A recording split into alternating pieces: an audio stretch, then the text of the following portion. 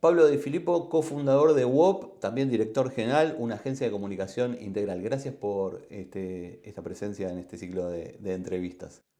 Gracias a vos, Diego. El placer es mío estar acá. Lo primero que te quiero preguntar es, ¿qué aprendiste de liderazgo en estos últimos años en diferentes proyectos, tanto a nivel corporativo como a nivel emprendedor que te tocó gestionar? Bueno, viste que es una pregunta interesante porque vos cuando trabajás, o sea, venís estudiando en la facultad, entonces te estudiás el librito de, obviamente, una de las cuestiones fundamentales en negocios es el tema del liderazgo y ves un montón de definiciones y demás, y después decís, bueno, yo quiero trabajar en una gran empresa para entender un poco de qué se trata, ese camino después lo terminás haciendo, y después empezás a ver que el liderazgo, más allá de la definición, de decir, bueno, vos marcás cierta visión o cierto norte para que después persuadir a gente que te acompañe para poder acompañarlos en ese camino, o que te acompañen en realidad para generar transformaciones y demás. Pero creo que también lo importante del liderazgo fue lo que me pasó a mí, fue el tema de animarse. Creo que la importancia es realmente tomar ese riesgo y animarse a salir de la seguridad y creer, básicamente creer. O sea, decir, bueno, yo tengo esta visión, este sueño, quiero realmente hacer esto, o lo veo, y decir, bueno, lo hago. Es decir, creo en hacerlo y me lanzo. Pero construir esa creencia en algo que sea como posible. Pero creo que eso fue lo que a mí me marcó, porque en definitiva, y me pasó a mí personalmente, yo cuando empecé estuve un año preparándome para salir, porque no creía realmente, aunque sabía que se podía hacer algo distinto, y estamos en ese momento era 2010, 2011, era genial, porque era como hoy, era un momento de inflexión muy grande con la aparición del mobile, de redes sociales. Entonces es como que esa cuestión de creer para construir un sueño que después se haga realidad, ¿no? Pero primero tiene que pasar por vos mismo, ¿no? Arrancaste en marketing digital. Hoy el concepto marketing digital está gastado y está en pleno proceso de evolución. ¿Qué es hoy, con todas las nuevas tecnologías, el marketing digital y qué focalizan ustedes al momento de generar un servicio para las empresas, para los clientes? ¿Cómo diagraman este tipo de concepto que está en evolución? ¿Cómo lo definís? Es interesante porque, digamos, nosotros cuando empezamos la agencia éramos, decíamos, bueno, era o interactivo o digital. El interactivo era como un poco más pro, pero bueno, siempre estaba esa discusión. Y era un punto, eso, 2010-2011, era un punto donde nadie sabía qué iba a pasar. Entonces estaba siempre el miedo de, che, la radio desaparece, la televisión desaparece, va a ser todo digital, los diarios, o sea, estaba todo ese momento de ebullición y no se sabía bien cómo iba a ser esa transformación realmente. Y creo que pasó en gran parte de las áreas en general de negocios y no solamente negocios, pero puntualmente con el tema de comunicación. Y por ahí te lo voy a contar con un caso específico que tuvimos. Cuando abrimos la agencia en España, nos reunimos con un banco muy importante allá. Y nosotros obviamente en ese momento dijimos, bueno, nosotros tenemos que vender redes sociales, contenido y demás, que en esa época era solamente Facebook, Twitter apenas estaba empezando, y aplicaciones y tecnología vinculada con redes sociales. Y lo que nos pasó fue que el banco nos decía, no sabemos qué hacer. Nuestro gran dilema, usted no vende en redes sociales, pero nuestro gran dilema es, ¿vamos a estar en Facebook o no? Esa es la decisión corporativa Claro. para tomar. En la presentación yo agarré y dije, ¿puedo abrir mi Facebook? Sí, abrimos el Facebook y puse banco tal y se desplegaron 35 perfiles distintos. Ex empleados que estaban enojados, quejas de clientes, bueno, un montón de cosas. Y en definitiva lo que pasó fue que la decisión no era si estabas o no, el tema es cómo ibas a estar. Y creo que en lo que es comunicación pasó lo mismo. O sea, ya hoy creo que la agencia que piensa solamente digital está en problemas, la agencia que piensa solamente en tradicional obviamente también está en problemas. La idea es tener una visión un poco más amplia y que vaya a ver un poco más allá. Ver tecnología, ver la comunicación tradicional, entender qué pasa hoy con los consumidores, que no son los mismos que hace 10, 15 o 5 o 2 años, porque todo va cambiando, ¿no? ¿Qué cosas tienen peso en las marcas? Hoy hablamos antes un poco del tema de la cercanía y la importancia de las marcas que puedan transmitir valores y otro tipo de cosas. Nosotros hoy estamos trabajando mucho en branding y en creación de marcas y tiene que ver algo mucho, o sea, muy distinto a lo que era al inicio, que era algo más duro y más rápido. Pero bueno, eso es un poco lo que pienso en general de este tema. Según tu experiencia, ¿qué quieren las marcas y qué buscan los consumidores hoy? Es una buena pregunta y es difícil de responder porque depende también cada caso. Ahora, lo que pasa es que las marcas a veces, por una cuestión de necesidad y demás, quieren acelerar procesos o quieren la inmediatez o quieren el resultado. Y a veces porque, bueno, es necesario por el ciclo de negocio o el ciclo de vida del producto.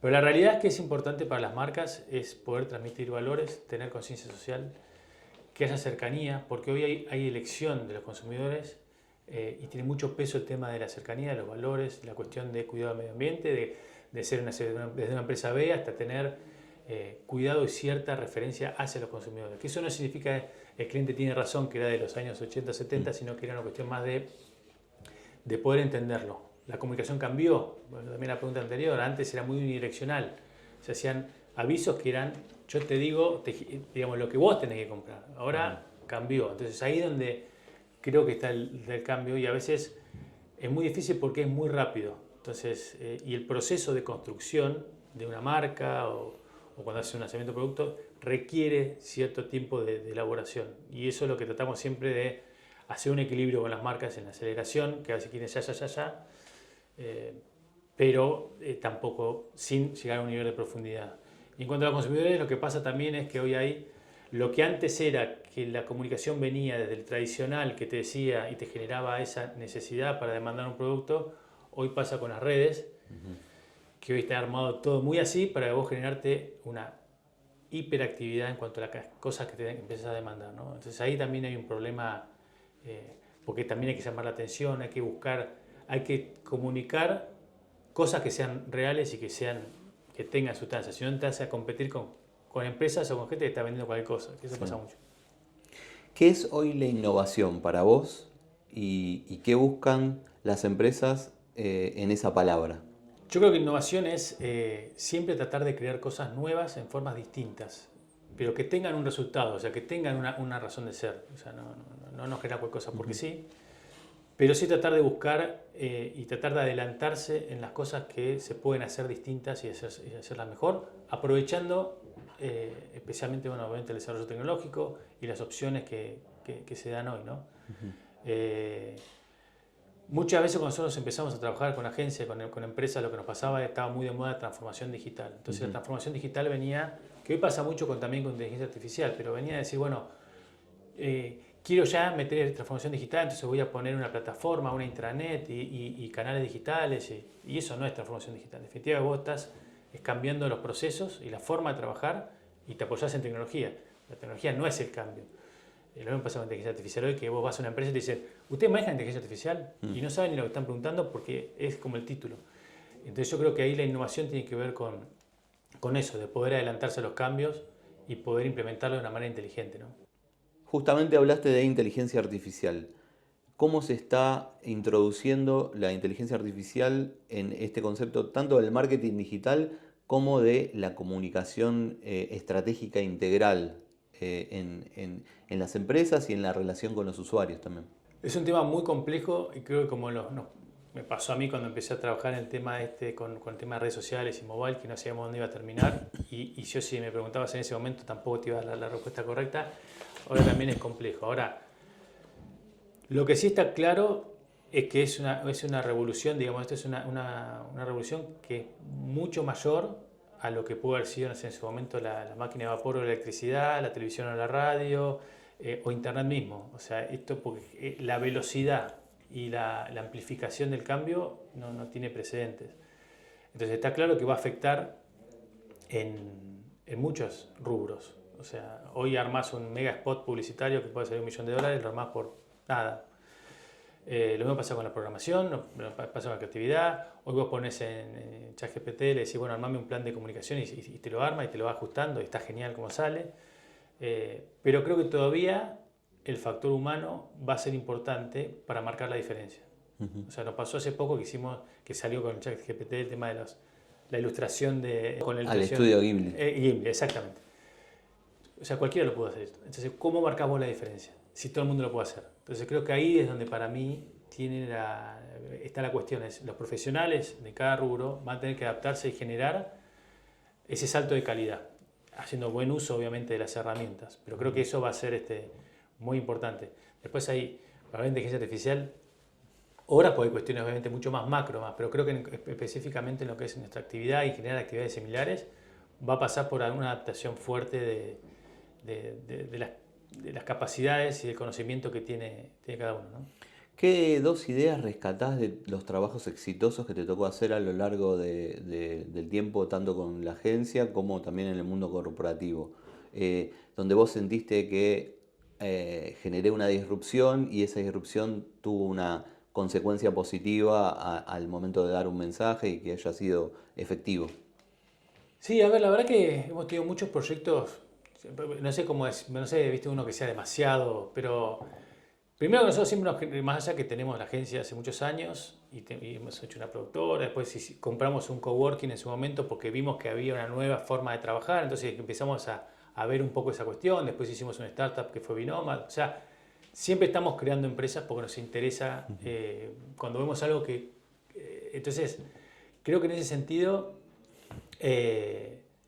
yo creo que la creación de Binomad en ese momento, que también lo trabajamos, que Binomad era una plataforma que gestionaba espacios de trabajo flexibles en distintos puntos, que tuvo un auge muy importante en la pandemia. Yo creo que eso fue muy importante porque fue como un punto en donde nosotros fuimos con una cosa absolutamente nueva. Era algo que habíamos pensado antes de la pandemia y terminamos armando en la pandemia. Después tuvimos un exit que no era el que queríamos, pero que fue bueno igual, porque hay otras cuestiones que van en un emprendimiento, pero creo que eso para nosotros fue un tema distinto, que pegamos de una manera distinta y aparte eso fue un trabajo que hicimos toda una cuestión de comunicación espectacular, muy nueva, muy diferente, o sea que la agencia trabajó mucho en eso y toda la creación que hicimos como producto. Después lo que nos pasó fue proyectos que no creían en nosotros, o sea, vos pensás que nosotros cuando abrimos... El primer día que abrimos la agencia fue formalmente, ya con todo el equipo, y lo abrimos en Madrid, fue en principio de 2011. Entonces llegamos, nosotros fuimos la agencia de Spotify cuando Spotify, allá en España, ¿no? Spotify ni siquiera no existía en mobile porque no estaba, era la plataforma, con Orange, con Movistar, con muchas buenas marcas importantes. Y fuimos, el primer cliente fue Orange en España. Y en la reunión nos dijeron, no, bueno, no podemos, no tenemos nada digital, no sabemos qué hacer. Tenemos un montón de recitales para armar y no tenemos qué hacer. Bueno, genial, hagamos un karaoke. Hacemos un karaoke, se filman, era para adolescentes, y hacemos el tono de voz, Una aplicación de Facebook era, que ya obviamente no existe más. Bueno, genial, ya. Bueno, pero ¿cuándo están? ¿Son 3 meses, 4 meses? No, 10 días. 10 días y Semana Santa en el medio. Y yo dije, sí. Obviamente me querían matar acá, porque había que desarrollarlo. Bueno, uno de los programadores era músico, entonces se puso a sacar las notas, hicimos 7, o sea, era 7 por 24 todos los días, noche, día. Obviamente perdimos un montón de plata en ese proyecto, pero llegamos al día 10 y lo entregamos. Y eran las primeras aplicaciones de Facebook que salían corporativas, para trabajar con marcas, con una estrategia y con un objetivo distinto. Y ahí hicimos 50 aplicaciones distintas ese año. Claro. Pero fue porque nos jugamos a hacer algo que no era inviable, casi inviable, con una creatividad, pero entendiendo el problema del otro lado, ¿no? No sé si fue una irrupción, digamos, que rompió el mercado, pero te quiero decir que para nosotros y del lado de ver las agencias, yo venía de Santander, de trabajar en Santander, comprar agencias, trabajé con agencias, y a mí me entregaban cosas muy básicas, y ahí es donde yo vi la oportunidad de hacer algo distinto, porque ese tipo de cosas no te sorprendían, y ahí volvimos a lo de antes, o sea, es cómo vos sorprendes a un cliente, qué haces distinto para que la empresa diga, che, esto está buenísimo. O sea, nos pasó no hace mucho con un cliente que no sabían qué hacer, lanzaban un producto. Tiramos una creatividad y vemos que el tipo se levanta, el dueño de la empresa, sale corriendo. ¿Qué le pasó? Está loco, no le gustó nada lo que estamos diciendo. Volvió y nos llamó al estudio de abogado para registrar el concepto porque está genial, está cerrado. Entonces me decir, bueno, esas son las cosas que te hacen, digamos, como sentir bien de que sorprendemos todavía. Después de tanto tiempo y con las mañas y demás, todavía sorprendemos. Y en este rol de querer sorprender al cliente, ¿qué es lo que te sorprende a vos? Desde libros, desde series, desde publicidades. Yo creo que, a mí siempre me gustó leer mucho, pero después de la pandemia me volví medio fanático, y creo que leer es fundamental en todo sentido, y no necesariamente leer solamente cosas técnicas de tu rubro, porque también te genera sesgo. De hecho, yo leo un 10-15% son vinculados con mi profesión.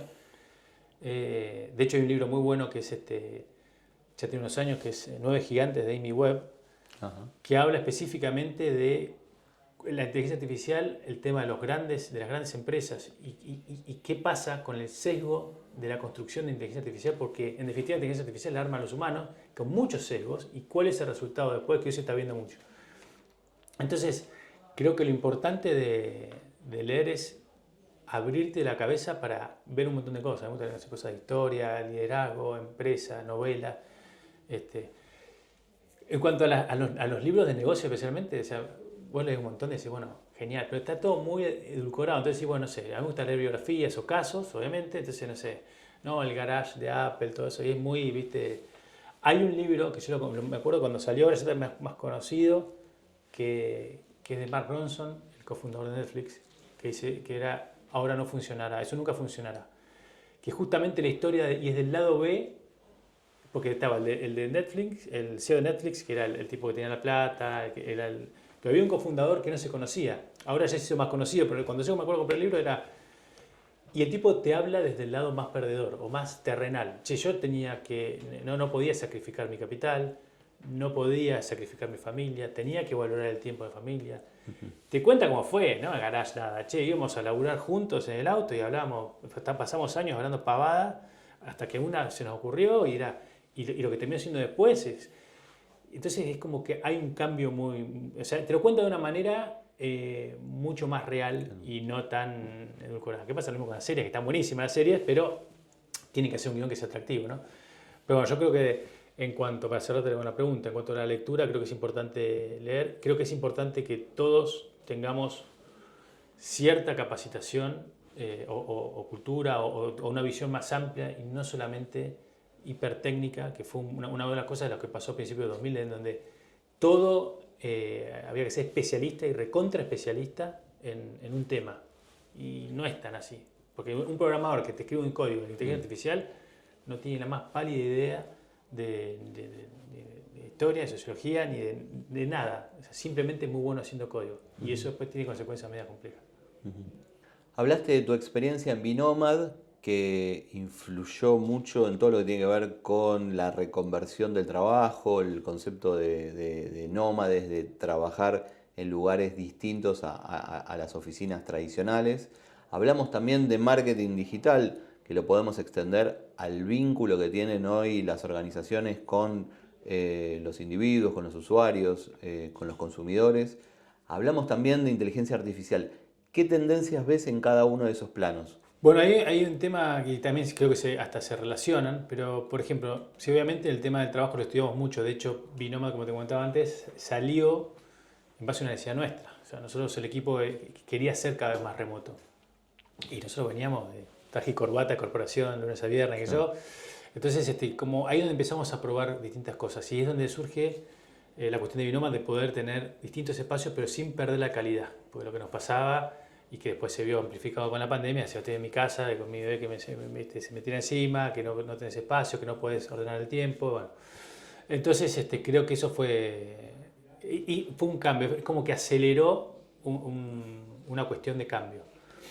Ahora estamos haciendo una especie de reversa, entonces todas las empresas o grandes empresas quieren volver y creo que eso es un error, porque eso creo que es ir en contra de la visión que ya hay en general. Yo creo que la cuestión no es si es remoto o no, sino la flexibilidad. Es decir, si a mí me queda cómodo ir a la oficina y quiero ir lunes a viernes, anda. Si vos querés laburar a tu casa, trabajas. Hay casos que no, que tiene que ser presencial, y hay cosas que pueden ser 100% remoto. Nosotros en la agencia somos 100% remotos, porque yo no me voy a dar el lujo de perder un recurso de calidad. Hoy tenemos un recurso de trabajar en España y lo tengo allá trabajando. ¿Y por qué voy a dejar de tenerlo si nuestros programadores están en la costa, parte de nuestro equipo en La Plata? Entonces, ¿por qué tengo que sacrificar esa calidad por una cuestión de presencialidad? Entonces, yo creo que ahí es donde se equivocan y va en parte con la necesidad que hay de las organizaciones de retener el talento, que eso no significa hacer lo que quiere el empleado, sino simplemente es adaptar condiciones para ser atractivo. Nosotros cuando empezamos a trabajar con la agencia trabajamos mucho con comunicación interna, con recursos humanos, porque empezó a haber mucha demanda digital. En ese momento vimos una beta, que creo que también fue importante decir, bueno, vimos una beta de no ir siempre al área de marketing. Entonces empezamos a trabajar mucho con recursos humanos, con comunicación interna y demás. Y una cosa que había era empresas grandes y tradicionales. ¿Cómo hacemos para atraer talentos? Ya ni siquiera era retener, era atraer. Entonces era cómo se mostraba para afuera la empresa. Entonces tiene que ver con un montón de cuestiones. Tenés un buen ámbito de trabajo, genial, sos flexible, tenés oportunidades, aprendizaje. Hoy nosotros fuimos como una generación que fue un intermedio en donde la de nuestros padres o nuestros abuelos que entraban a una empresa y se quedaban hasta que se morían o se jubilaban. Y nosotros estábamos en intermedio, muchos hicieron carreras, se quedaron muchos años, algunos fuimos antes, y ahora es la inmediatez. Yo quiero estar un par de años y ver qué pasa, y si quiero trabajar desde una playa porque sé que lo puedo hacer, lo hago. Eso tiene que ver mucho también con distintas empresas, con los rubros de distintas empresas. Hoy las agencias, las empresas de desarrollo tienen muchas posibilidades. Y después está la adopción de la tecnología. O sea, lo que tiene el tema del trabajo y la posibilidad de generar cosas desde la empresa tiene que ver con la adopción de esa tecnología, de qué tipo de oportunidades se generan dentro de la empresa y con los clientes, con la empresa con la que uno se trabaja. Empezar a dedicarle tiempo a salir el día a día. Una de las cosas que nos pasa también es decir, bueno, nosotros tenemos que atender clientes, entonces corremos con los clientes y no hay espacio para hacer, che, hay una nueva herramienta de inteligencia artificial, ¿qué podemos hacer? ¿Dónde nos metemos acá? ¿Qué cosa puedo hacer propia? Que eso este año con la agencia y un par de partners más estamos trabajando en como células de este tipo de cuestiones que sean independientes, o sea, son para nosotros y hacer pruebas para nosotros, que después no signifiquen, obviamente, monetizarlo, pero que pase por ese lado. Entonces, creo que todo ese cambio que se dio hay que capitalizarlo y hay que entender que va a ser muchísimo más rápido y lamentablemente va a quedar mucha gente en el camino, van a quedar empresas en el camino, va a haber un cambio muy grande en ese sentido. ¿Cómo ves a WOP de acá a 5 años y cómo te ves vos trabajando, viviendo o disfrutando de acá a 5 años? Sí, yo en cuanto a la empresa, nosotros estamos empezando otra vez a justamente buscar cosas nuevas. Estamos otra vez exportando mucho, estamos trabajando mucho con México, con otros países de Latinoamérica. Este año esperamos volver ya también con algunas cosas en España. O sea, estamos apuntando a salir un poco del país. Fue una cuestión de que, como te decía antes, que el leer te abre la cabeza, trabajar con otras culturas te abre la cabeza. O sea, creo que eso es muy importante y nosotros le estamos dando como una prioridad y por eso también una cuestión más de investigar cosas para poder avanzar. Y yo veo a un WOP que vaya transformándose en ese camino y armando cosas nuevas y propuestas diferentes. En lo personal, es como que bueno, ya estoy llegando a los 50, tengo como ya,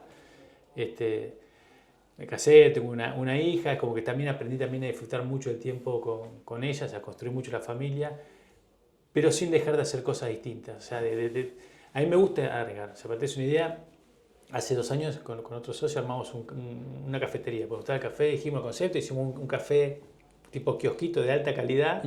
Está funcionando genial y queremos armar más espacio, ¿no? Entonces, yo me veo como creando cosas. O sea, pues yo me creo con esa facilidad de crear cosas y crear empresas nuevas y crear proyectos nuevos que a veces funcionan, a veces no, a veces más o menos. Pero lo que quiero es evolucionar, no me gusta quedarme quieto. Obviamente cada cosa depende de la etapa, ¿no? Pero eso es un poco creo que es donde yo me veo. Como todo emprendedor te habrá tocado tener de los buenos tiempos y de los malos tiempos. Habrás tenido aciertos, de hecho los tuviste, y frustraciones. ¿Qué le decís al emprendedor que está ahora saltando un obstáculo y no sabe qué viene después?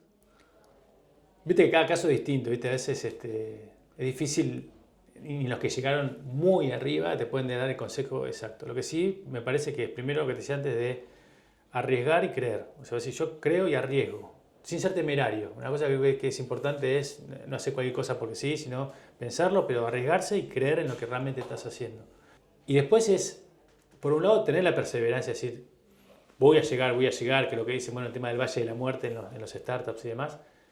Pero también aprender a decir hasta acá, también aprender a decir que no, que es una de las grandes cuestiones. Muchas veces uno dice, y más cuando estás en una startup o una empresa estás arrancando y tienes la necesidad de poder, digamos, necesito esto. Entonces decís que sea cualquier cosa porque sabés que decís, bueno, por ahí llego. No, es saber decir que no, que a veces es mucho más barato que decir que sea cualquier cosa.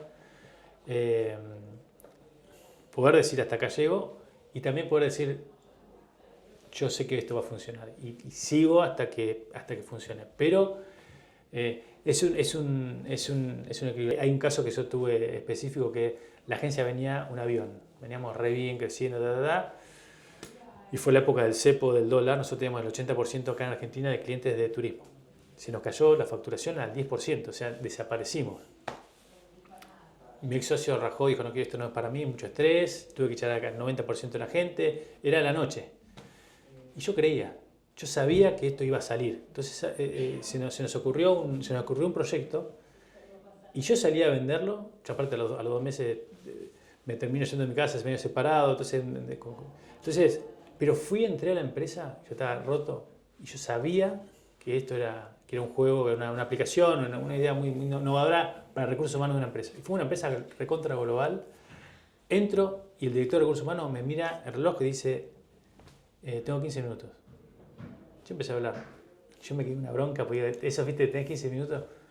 Y yo le expliqué el proyecto, le mostré, todo muy lindo, ¿verdad? Y a 15 minutos le dije, pasaron 15 minutos, ¿me voy? Y me dijo, no, quédate. Y me llamó, no sé quién más del equipo, me conectó con Estados Unidos, pues es justo lo que necesitamos. Y yo entré a esa empresa, estando en la lona, ya sabiendo que pero yo creía que lo iba a sacar. Y de ahí al próximo año metimos los proyectos más importantes de la agencia ese año, que fueron eso y salimos. O sea, pero era creer.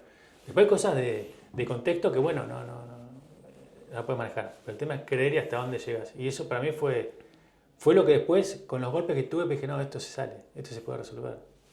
Pero bueno, eso creo que es, por lo menos de las pequeñas experiencias que tuve yo, ¿no? Te voy a proponer un juego. Te digo una palabra y me decís una frase breve con lo primero que se te ocurra. Te voy a decir 5 palabras. Dale. La primera, éxito. Llega si vos haces las cosas bien y consciente, pero no en la desesperación. Emprender. Es una locura. Idea. Lo bueno de las ideas es poder llevarlas a la realidad. Buscar la vuelta, si no se va a quedar en ¿por qué no hice eso alguna vez? Familia. Y es lo más importante que puede existir porque es lo que te contiene. La felicidad es poder generar momentos y compartirlos. O sea, si no, y la familia es el núcleo, que creo que hoy es el gran problema, ¿no? Que eso se rompió un poco, pero creo que la familia es lo más importante. Futuro.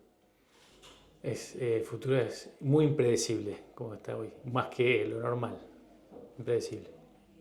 Pablo De Filippo, muchas gracias por esta entrevista y este tiempo. No, muchas gracias a vos.